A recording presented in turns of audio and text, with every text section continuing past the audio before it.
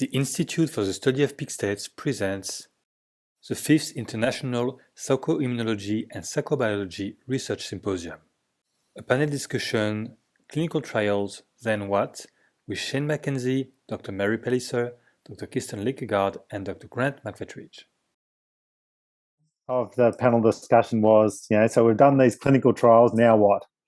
That's kind of the topic that we kind of threw out there, the type of questions you might want to ask, but we're happy to receive any questions on anything that we've presented on throughout the day and anything else that kind of comes to mind based on some of the seeds that we've planted on what we've discussed so far.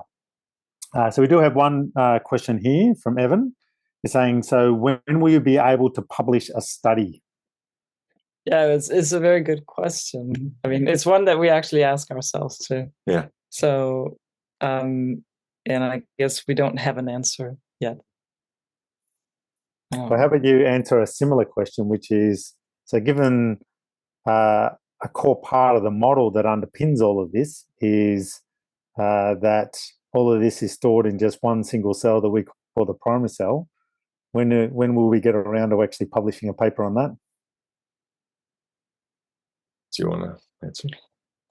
I think you're sitting in with it right now. So well, we're working on it. We have written some papers on this area, but so far I have been unsuccessful in getting them published. We're working on that.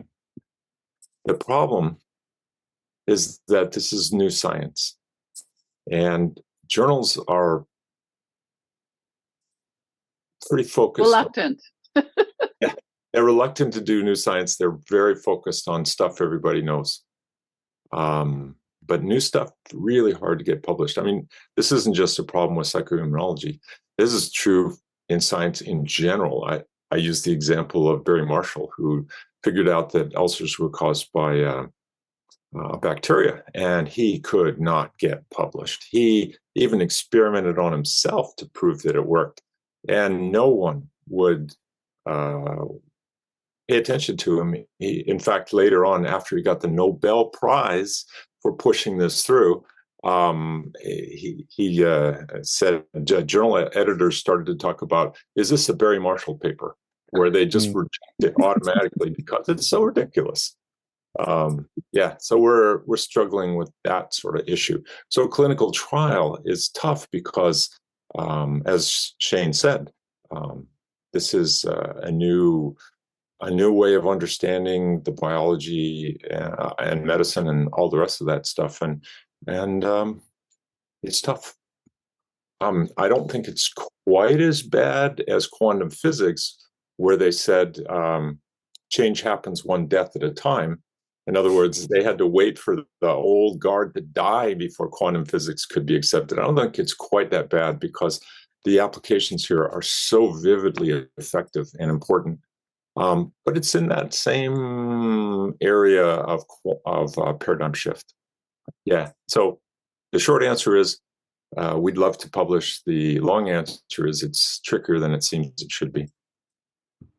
Yeah, and the bottom line is we're not a medical journal, and so we can't publish. All we can do is submit. So yes. Okay, we've got some questions starting to come through now. So Danny Saboski's asked. Yes. Wait, you got something before on you that? do that. Well, no, I want to answer the antibiotic question, or I want to say something. Oh, about yes. that. Okay. This is Evan's question about antibiotics. And yeah, wouldn't that be nice if we could just take some type of drug and eliminate all these pathogens we've been talking about? But I vote for that. Yeah, I know.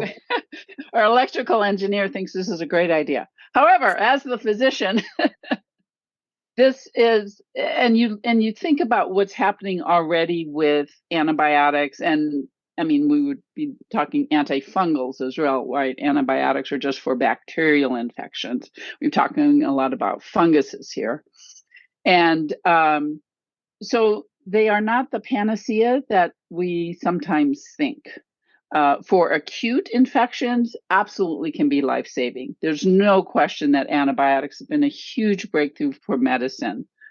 But they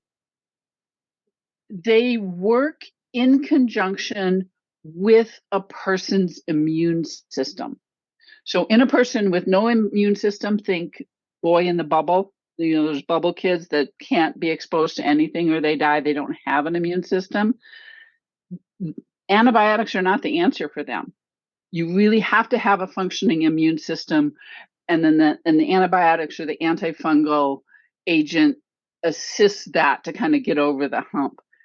And then there's this little thing of resistance. So our sneaky little pathogens go, oh, well, that one did this, and we're going to grow and have a resistance to it. And now, I mean, that is becoming a huge problem with bacteria that are resistant to more and more antibiotics. And yeah, so I don't think that antibiotics and antifungals are going to be the answers to these. Anyway, so that's my medical opinion. Okay, Shane, Thanks, take it Mary. away. Yeah. That's why we have you as the medical director. So Daniel Sobotsky has asked, what is the scalability of these treatments? So if we have safe and effective treatments, can we treat millions of people? So specifically he's asking things like, for example, could we store, could they be done using video recordings?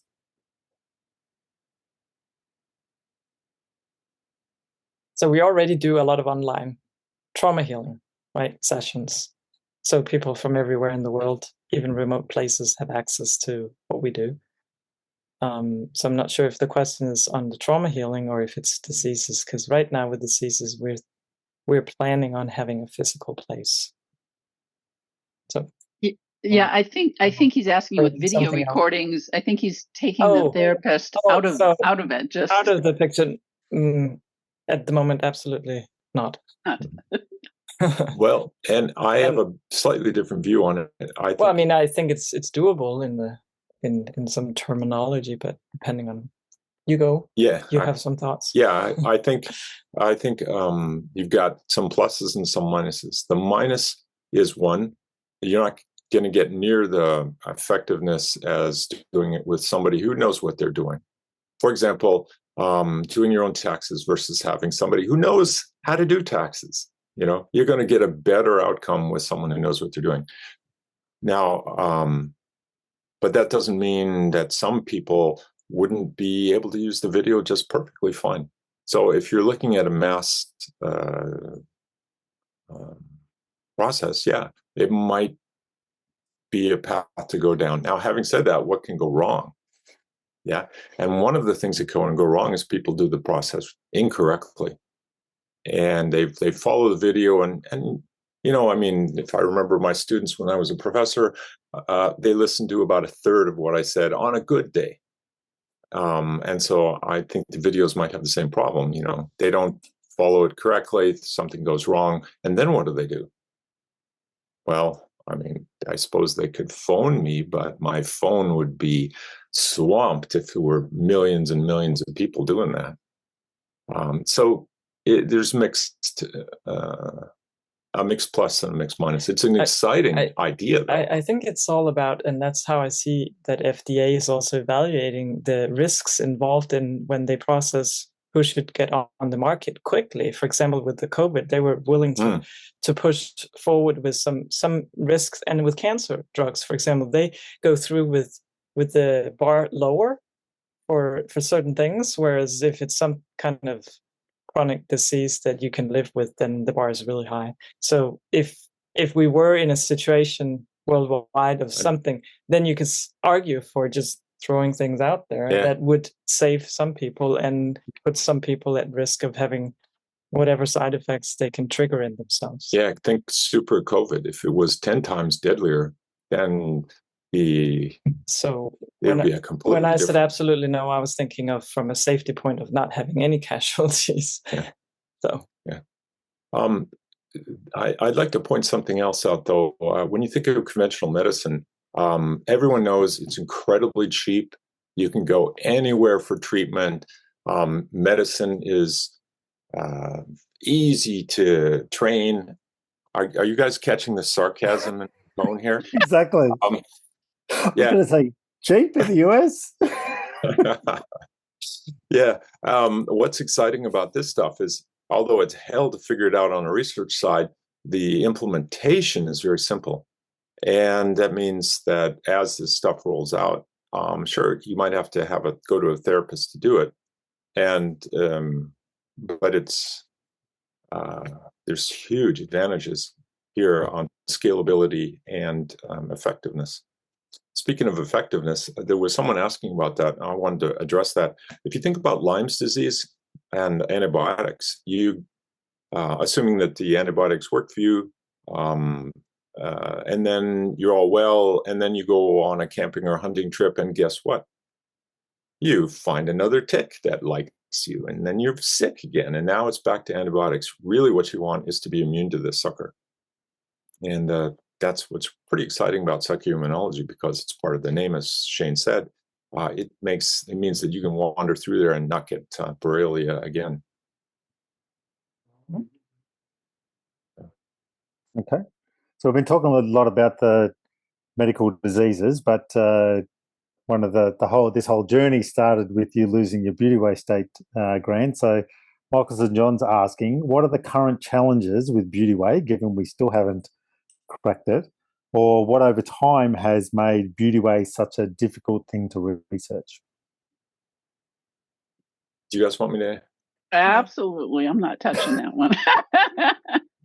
No. It's your story. So, but yeah. It's tricky. Yeah, it's tricky. It turns out that Beauty Way is different than most states of consciousness that we work with, peak states as we call them. It's a profound biological change in the organism, and it took a long time to figure out what this biological change was. And on top of that, it turns out it's inhibited by a pathogen, even more than one pathogen. So it's tricky. It's a very tricky disease to solve. We actually had to make the breakthrough into the primary cell and psychobiology to even understand what was the problem blocking Beauty Way. And then we had to make the breakthrough into psycho-immunology to be able to have a hope of treating the pathogen that was inhibiting it in people. So it's been a 30-year journey to solve these other breakthrough issues to even be able to solve this particular problem. Kirsten or Mary, do you want to jump in? I think that was good. No, it's you don't know what you don't know. Yeah, I was going to say. We're finding out all the things we didn't know. Yeah. And there's some doozies, and there's some doozies in there. Oh God, Mary and Kirsten are my yes. Be very tactful here, Grant. Yeah, I have to be nice here. Yeah, they're primary researchers in this area. We don't test on other people with this stuff because the risks are just too high until we solve it. And it's because it's a psychoactive pathogen, so it's screwing with people's heads. It is tough to research. Yeah, and I want to appreciate so much effort that Mary and Kirsten have done as we peeled the layers back, layer after layer of disease and interaction problems to try and figure out what's really at the core root of the inhibition to have Beauty Way. So thank you guys. Yeah, absolutely. We've got a question here from Tanya Water. So she's saying, in the clinical studies, have you ever had what classical studies would list as adverse effects? If so, how were you able to deal with these? You want to talk about the 3 phases? That would be a way to go. No, Tanya already knows, I think. But other people don't. No, I talked briefly about it. So the 3 phases have different adverse reaction or risks of adverse reaction. So as Grant just pointed out with the Beauty Way or any other, so basic research team here, we are at higher risk. There's definitely adverse reactions or adverse things that are likely to happen. And so that's why we don't do that with anyone but ourselves. Phase 1, which is usually first human dose, you can say now we don't, we could put a rat suit on or a mouse suit, and then we would be the preclinical. But in essence, we are already in humans, which makes our research actually much more. I mean, I come from the medical drug development background, and it is just the biggest hurdle. There is that gap between can you actually rely on data from the preclinical to the clinical, as we saw with those 4 or 6 healthy men in the London study. So in reality, by being already in humans, the phase 1 clinical trial that we call our applied research team are already at less risk. And so I don't know if you want to elaborate I think the traumas, the open-ended traumas are the most common at that level even. I could say that so far, the phase 2 trials have been going great. Yeah, so no adverse risks there, I would say. So, I mean, people out in life can have adverse reactions to actually interacting with their own biology out of the blue. I mean, spiritual emergency. It's not relevant. No, it's not. Thanks. Sorry. Yeah, that was a detour. Yeah. So the answer is that so far it's been great at phase 2. Yeah, phase 2, no adverse reactions. If you think of it in terms of flowcharts, we actually have a video on safety testing in the Institute. You might enjoy it, but it shows a flowchart. And here in the starter, Mary and Kirsten and I, and then we test out something, and then we go to the phase 1 testing, and then if that screws up or has a problem, then we start over again, and we keep going in that loop till things are good. And then once everything looks great, then we move to phase 2, where we start testing on large groups of certified therapists who, if there is a problem, they can do an intervention because they've been trained in how to do interventions on themselves. At phase 3, that's where we're working with clients who don't have that training. But it's, as Kirsten said, we don't know what we don't know, but so far, it's been really, the model has been really accurate, and we haven't discovered anything that we didn't know would happen. Mary, you want to address that? The only thing I would add is because as I said, the PI model, what we're basically doing is, so we're basically just healing trauma, which we know a lot about for the last 2 or 3 decades. So it's not like we're doing, for each process, finding some totally new way to heal or something we don't know about. And it's just which precise ones is the real key. And in healing those, are there any effects that we don't know about? That's what we're looking for. Okay. Next question. Shane, do you have any comments on that, Shane? No. I think you guys did a good job answering that. Are we working on a global treatment for anxiety? So all at once for all fungi that contribute to anxiety. Well, that's in a almost, way. Yeah. Pretty way. Yeah, in a way, yeah, indirectly. You want to expand on that? So if, as almost the question implies, there are more than one cause of anxiety. So it's with a PI simple technology, as we're doing now, it would have to be an umbrella of steps. If we knew that there were like 3 or 4 different ones that were the major ones. But I think diagnosing could cut it down to which one is the relevant, like we see with some fears. Let me put it in another way. Anxiety clearly has a ton of different causes. Yeah, because when we eliminate one, a client can hang on. Yeah, and so we'd have to put a manual into each cause. Yeah, what we would like the umbrella thing to be the one thing that takes away all the suffering. So we couldn't do it directly because each of those has a different cause, but we could bypass the whole issue by doing something that's Kirsten's babe, and that's starts with B. Well, you said it. So Beauty Way would solve the problem on this one, because it will take you away from anything that causes your traumas to be up for you. Yeah, so Beauty Way would be definitely the treatment for damn near everything psychological. That's why we put so much energy and effort into it. Whereas a non-Beauty Way state is continuously having something. Yeah. But if you remove the big ones, your life does improve, for sure. So. Yeah.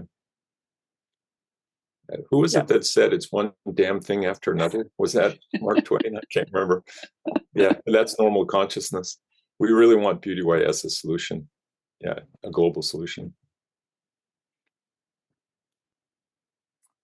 So I guess on a similar theme, given we've kind of talked about this framework could help us treat any kind of disease, Evan's asking, can you discuss about possible causes of cancer? Is there anything around that we can share?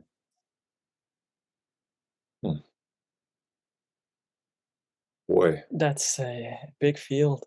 Wow. Yeah, we'd probably skip that particular question because it's ongoing research for us. Ladies, do you? I agree. Okay.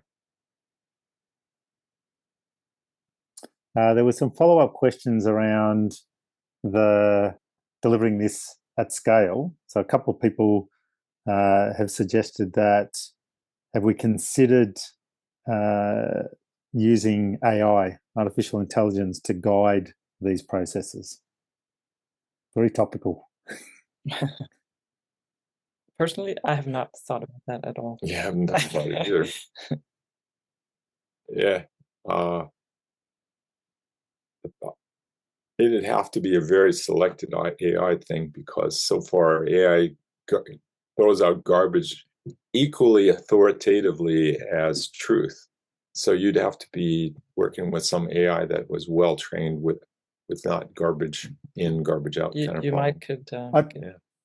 I think the way that it would work would be, we would want to make sure that we're really covered every kind of possibility that we can imagine could happen in a one-on-one session. So we wouldn't even consider AI. Like, clearly those kind of things are potential options, but we'd want to get to the point where we feel like any possible thing that could ever happen in this process, that we've actually got that covered. And then it would be a matter of basically programming that all in so that then AI could then respond to every single possible situation that we can imagine. I think that's how an AI process could potentially work.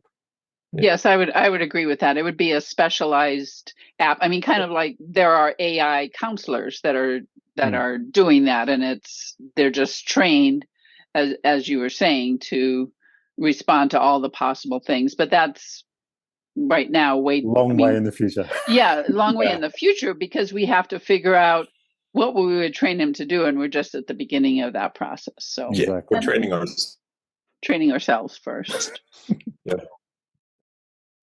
I got a question from Keith Brown asking, have we looked at kinesthetic testing, so muscle testing of a potential treatment prior to actual performing the treatment? You know, if I do this process, will it fix this? Will there be any adverse reactions? Yeah, we looked at that decades ago. We discovered that it just was unreliable. So,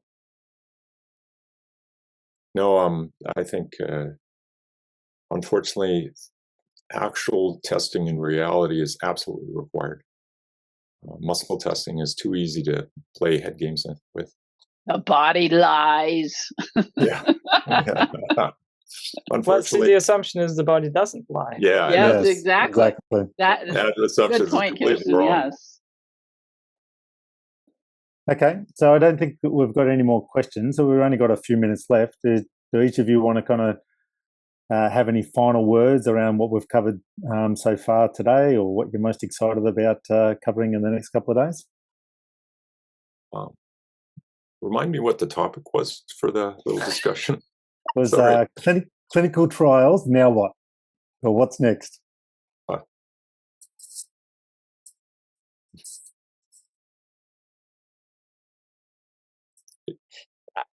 I'm just excited that we're at this, come this far right now. It's like we're climbing a mountain and we have a view now. Yeah. When we started this, COVID had just broken out, and we were trying to develop an entirely new technology while people were dying around us, and that was stressful. God, it took me a year to get over that kind of stress level, and now we're more systematic, and it's still a ton of work, but you have a view. Yeah, have a view, and it's not an emergency. We can do it in a very careful and systematic way. Mary, you're smiling. Do you have comments? I'm smiling because it's like, oh, thank God for no emergencies. Yeah, and I think the thing I'm most excited about is kind of the process we have, and as Kirsten explained, the 3 levels of testing. And Grant and Kirsten and I have really formed a tight team, and we know each other's strengths and weaknesses, and we really are working well together and getting faster and faster. It's just like, whoa. So that's very exciting. And then adding our the applied research team and our 6 dedicated therapists, part of that has added this other level. Again, that's just increasing the speed of the throughput, because every week they meet, and every week now we can test and test and test. And it was like we come up with something, and sometimes it's like 10 minutes before we go on, oh, we got to fix that, and then we're testing it.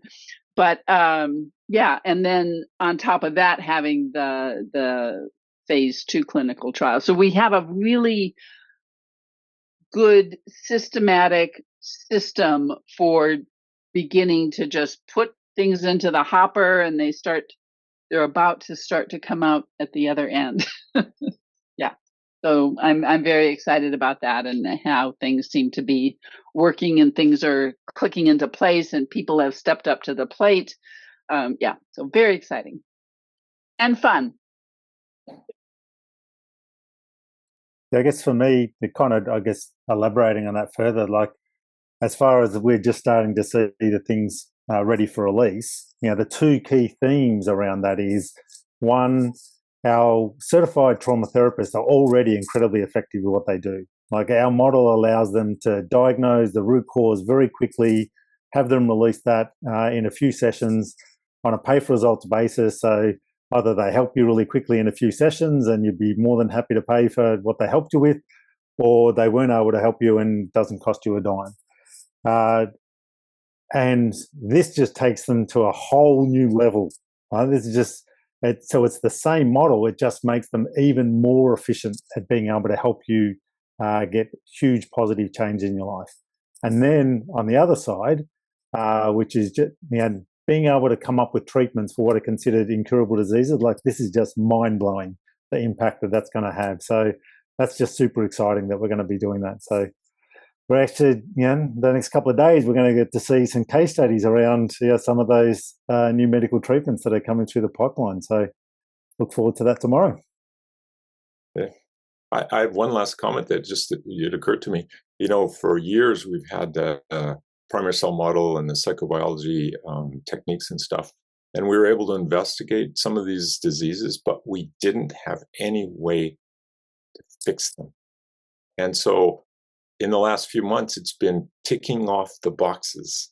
Okay, what are we going to do today? Well, here's the disease we couldn't do before because we couldn't get rid of the pathogen.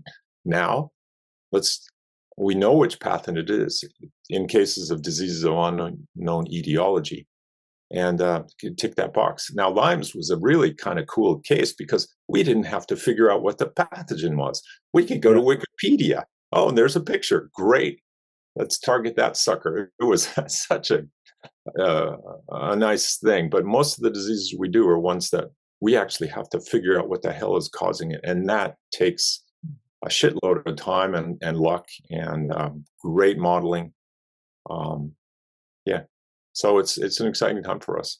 I really feel like I have a to-do list from my partner, and I'm ticking off the little boxes on the to-do list, and it's really exciting.